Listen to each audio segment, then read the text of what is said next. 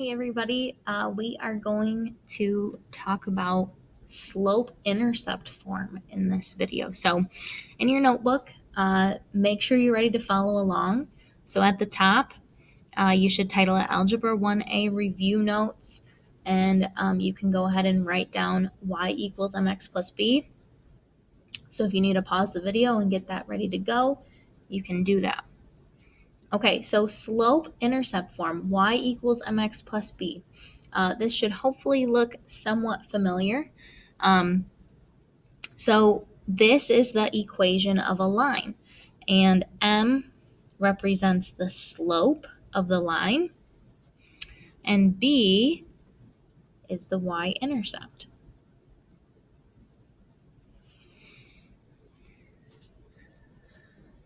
So let's say, for example, I have the equation y equals 1/3 x minus 3. That would mean that my slope is 1/3 and my y-intercept is -3. So what if I wanted to graph this line? So I'm going to make a little grid, and when I make graphs on lined paper, kind of a good rule I like to go by is making 2 marks for every line on the paper. It's just a good way for me to try to make sure I'm making equal tick marks along the axis. So then I look at this and I try to make them basically the same distance.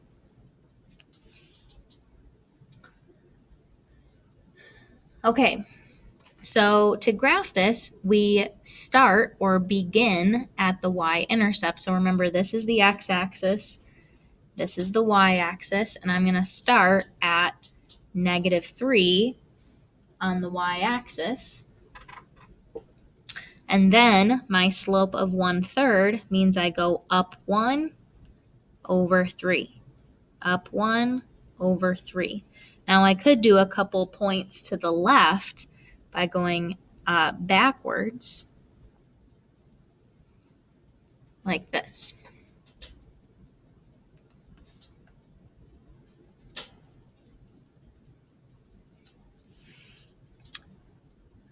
All right, let's try another one. Let's say I have y equals -4x plus 1. So that would mean my slope is -4 and my y-intercept is 1. And I'm going to graph it on this same graph because I don't want to have to redraw the whole thing. So I'm going to begin at 1 on the y-axis. Now, a slope of -4 really means -4 over 1. So I'm going to go down 4, 1, 2, 3, 4, over 1. Down 4, 1, 2, 3, 4, over 1. And again, I could put another point back here by going up and to the left.